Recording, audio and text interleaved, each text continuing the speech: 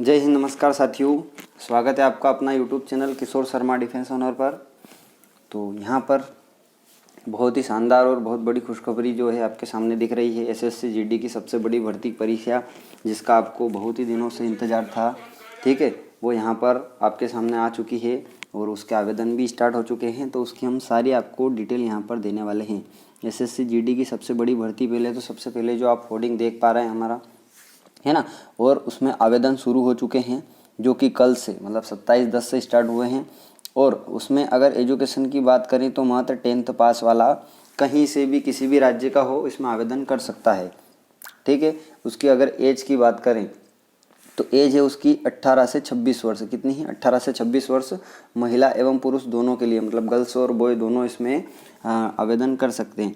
तो कितनी वैकेंसी नहीं है, सारी हम आपको पीडीएफ के द्वारा सारी चीज़ समझाने वाले हैं। तो सबसे पहले आप देख लीजिए कि जो आपका एसएससी जीडी है, आवेदन शुरू हो चुके हैं। 10वीं पास आपका क्वालिफिकेशन है और एज है 18 से 26 वर्ष।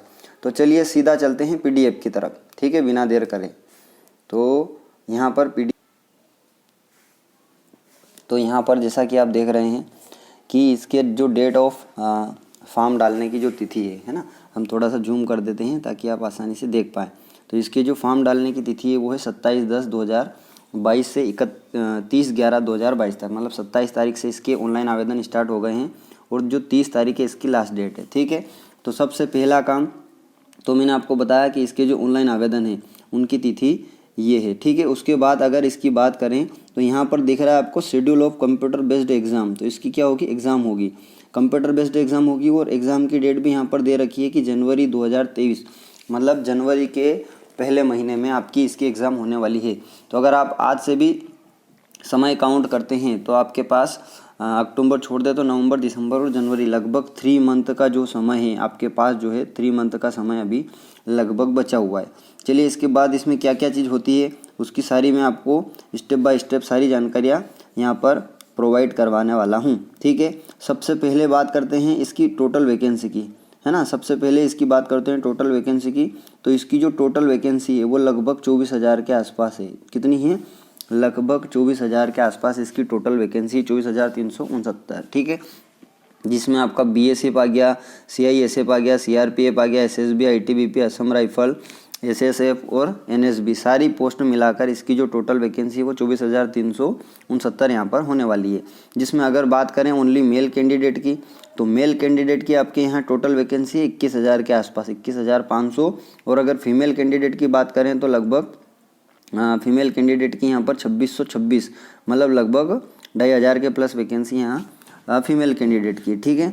और सारी पोस्ट ये इसी के थ्रू रहेगी, है ना। पहला रहेगा बीएसएफ, सीआईएसएफ, फिर सीआरपीएफ, फिर SSB, ITBP, AR, Assam rifle, फिर एसएसएफ, ठीक है। इसके बाद मैं आपको इसकी जो कुछ चीज़ें बताने जा रहा हूँ उसमें है एज लिमिटेड। क्या है? Age limit. तो इम्पोर्टेंट है ये कि इसमें एज लिमिट क्या होता है। तो इसमें दे रखा है कि 18 से 23 ईयर। तो जो कैंडिडेट 18 साल का है मिनिमम और 23 साल का है वो इसमें आवेदन कर सकता है। तो 18 से 23 के बीच वाला इसमें आवेदन कर सकता है। बाकी इसमें छूट भी मिली हुई है ना। डेट ऑफ बर्थ दे रखा है इसमें कि 2/1/1997, मतलब 1997 वाला इसमें आवेदन कर सकता है। फिर कैटेगरी वाइज इसमें छूट है कि अगर ST SC की है तो 5 ईयर, OBC की है तो 3 ईयर, ठीक है। एक सर्विसमैन है तो 3 ईयर। तो इसमें अलग अलग कैटेगरी वाइज आपको यहाँ पर छूट भी मिली है, ठीक है। उसके बाद अगर मैं बात करता हूँ तो इसका जो इम्पोर्टेंट पॉइंट है वो है एक्सप्लेनेशन की बात छोड़ते हैं, मैं आपको ले चलता हूँ इसके सीधे आपको एजुकेशन क्वालिफिकेशन की बात करें। हाँ, तो सभी को डाउट रहता है कि सर इसमें एजुकेशन क्वालिफिकेशन क्या रहेगा। तो इसमें एजुकेशन में आप देखिए ये वाला पॉइंट देखिए 7वां, जिसमें दे रखा है कि क्लास 10th एग्जामिनेशन फॉर्म कोई सी भी बोर्ड एग्जाम या यूनिवर्सिटी से आपने ओनली पास की है ना। तो इसका जो क्वालिफिकेशन है, एज क्राइटेरिया है, जो क्वालिफिकेशन क्राइटेरिया है वो मात्र 10th पास है। और जो एज क्राइटेरिया है वो 18 से 23 साल के आसपास यहाँ पर होने वाला है। चलिए एनसीसी का भी कुछ इसमें दे रखा है तो उसके बारे में थोड़ा सा बता देता हूँ आपको। जैसे एनसीसी C सर्टिफिकेट दे रखा है, B दे रखा है और A दे रखा है। अगर आपका एनसीसी A सर्टिफिकेट है तो आपको यहाँ पर 2% जो है मार्क्स अलग से मिलेंगे, मतलब जो आपके टोटल जितने नंबर का आपका पेपर है उसका 2% आपको एक्स्ट्रा यहाँ पर मिलने वाला है। अगर आपके पास B सर्टिफिकेट है तो आपको 3% मिलने वाला है। और अगर एनसीसी का सी सर्टिफिकेट है तो आपको जितने नंबर का आपका पेपर है उसका 5% एक्स्ट्रा नंबर आपको यहाँ से उसका मिलने वाला है। चलिए, ये हो गई एनसीसी की बात। उसके बाद बात करते हैं हाउ टू अप्लाई। तो अप्लाई कैसे करना है ये आपको अभी नहीं बता रहे हैं, ये या तो नेक्स्ट वीडियो में बता देंगे या आप ऑनलाइन पर संपर्क कर लेना ताकि आपसे कुछ गलती ना हो, ठीक है। उसके बाद अपन चलते हैं एप्लीकेशन फ़ीस। तो इसकी जो एप्लीकेशन फ़ीस है, ठीक है, एप्लीकेशन फ़ीस है ओनली 100 रुपये। कितनी है? ओनली 100 रुपये इसकी एप्लीकेशन फ़ीस है। और यहाँ पर 9.2 में आप देखिए कि वुमन कैंडिडेट एंड ST/SC वाले, मतलब फीमेल कैंडिडेट के लिए यहाँ पर कोई भी फ़ीस नहीं ली जाएगी। तो फीमेल कैंडिडेट और SC/ST तो ओनली फ़ीस ली जाएगी जनरल और OBC वालों से, ठीक है। तो इसमें आपकी फ़ीस भी नहीं लगेगी, फ़ीस लगेगी ओनली जनरल और OBC वालों की। यहाँ पर फीमेल कैंडिडेट और ST/SC से कोई भी फ़ीस नहीं ली जाएगी, ठीक है। उसके बाद ये एग्ज़ाम सेंटर है ना। तो एग्ज़ाम सेंटर आप देख लो किस राज्य के हैं। अगर आप झारखंड के हैं, कर्नाटका के हैं, मध्य प्रदेश, जैसे फॉर एग्जांपल मैं मध्य प्रदेश का यहाँ पर आपको जूम करके बता देता हूँ। तो मध्य प्रदेश में आपकी जो एग्ज़ाम है वो कहाँ कहाँ पर हो सकती है, ये इसके सेंटर है। भोपाल में होगी, ग्वालियर होगी, इंदौर, जबलपुर, सागर, उज्जैन, बिलासपुर, ठीक है, सतना। और ये अगर आप छत्तीसगढ़ के हो तो बिलासपुर और दुर्ग, ठीक है। इसके बाद अगर अपन बात करते हैं, ये तो हो गए एग्ज़ाम सेंटर, है ना। आप अपने हिसाब से देख लेना आप किस राज्य के हैं, सभी राज्य वाइज यहाँ पर दे रखे हैं। उसके बाद अगर बात करते हैं एग्ज़ाम शेड्यूल की, तो इम्पोर्टेंट है, देखिए एग्ज़ाम शेड्यूल देखिए आप, बहुत ही शानदार चीज़ दे रखी है ना। थोड़ा सा चेंजमेंट करा है उन्होंने इस बार, तो वो भी मैं बता देता हूँ कि क्या करा है। तो कंप्यूटर बेस्ड एग्ज़ाम होगी। सबसे पहला पॉइंट तो आपको ये देखना है कि जो आपकी एग्ज़ाम है वो कंप्यूटर पे होगी, मतलब ऑनलाइन आपकी एग्ज़ाम होगी, ठीक है। और आपके 80 क्वेश्चन रहेंगे। कितने रहेंगे? 80 क्वेश्चन। और हर क्वेश्चन 2 नंबर का रहेगा, मतलब 8 दूना 16, 160 नंबर का आपका जो है पेपर रहने वाला है, ठीक है। और आपको यहाँ पर 60 मिनट दिए जाते हैं। इसमें थोड़ा सा चेंजमेंट ये करा है कि पहले इसमें 100 क्वेश्चन होते थे और 90 मिनट का समय दिया जाता है। इस बार क्वेश्चन 80 कर दिए हैं और समय 60 मिनट कर दिया गया, ठीक है। 4 पार्ट में आपकी एग्ज़ाम होगी, part A, part B, part C और पार्ट D। एक पेपर में आपके 4 सेट आने वाले हैं, जिसमें 20-20 नंबर के सारे पोर्शन रहेंगे, जिसमें 20 का आपका जीके रहेगा, 20 का जीके के साथ जनरल अवेयरनेस और साइंस भी मिक्स हो जाएगा, और 20 का आपका मैथ्स रहेगा, और 20 की आपकी हिंदी और इंग्लिश कॉमन रहेगी। आप दोनों में से कुछ भी कर सकते हो, या तो हिंदी करना चाहो तो हिंदी, इंग्लिश करना चाहो तो इंग्लिश। तो ऐसे कुल मिला के 80 क्वेश्चन रहेंगे और हर क्वेश्चन 2 नंबर का रहेगा। तो 8 दूनी 16, 160 नंबर का आपका यहाँ पर पेपर होने वाला है और 60 मिनट आपको यहाँ पर दिए गए हैं।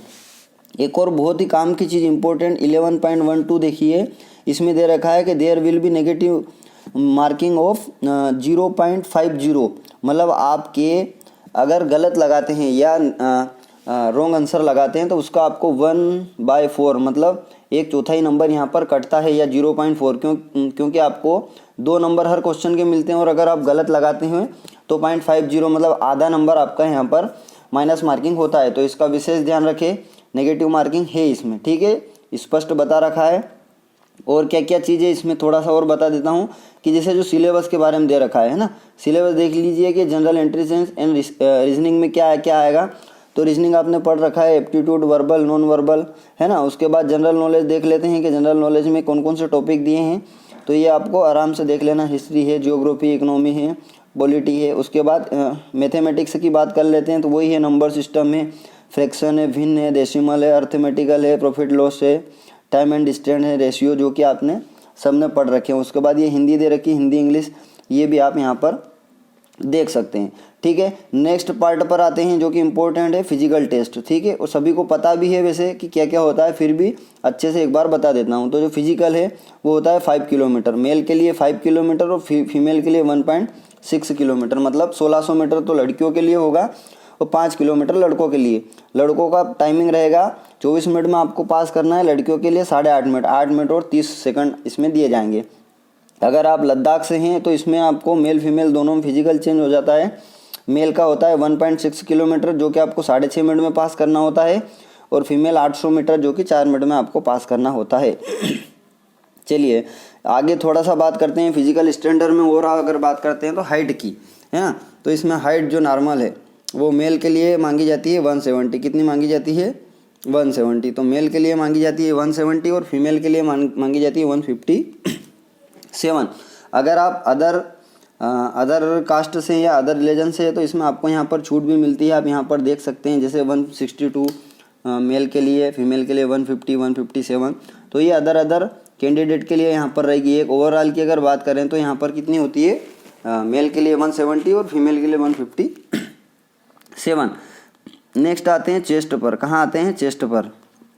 तो देखिए चेस्ट मेजरमेंट जो है, चेस्ट कितना है, नॉर्मल 80, तो चेस्ट ओनली मेल कैंडिडेट का होता है, फीमेल कैंडिडेट के लिए चेस्ट मेजरमेंट यहाँ पर नहीं होता है, सभी को पता है। तो चेस्ट आपका नॉर्मल मांगा जाता है 80 और 5 सेंटीमीटर फुलाव के बाद मांगा जाता है, तो 80 से 85 आपका नॉर्मल होना चाहिए।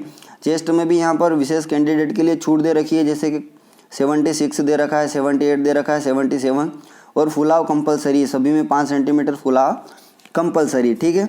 वेट अगर यहाँ पर दे रखा है, थोड़ा सा इस पर नोट करना, तो वेट आपको हाइट के हिसाब से मेजरमेंट किया जाता है, तो वेट का ऐसा कोई खास इशू यहाँ पर नहीं होता है, ठीक है। मैंने सारी चीज़ लगभग आपको बता दी है।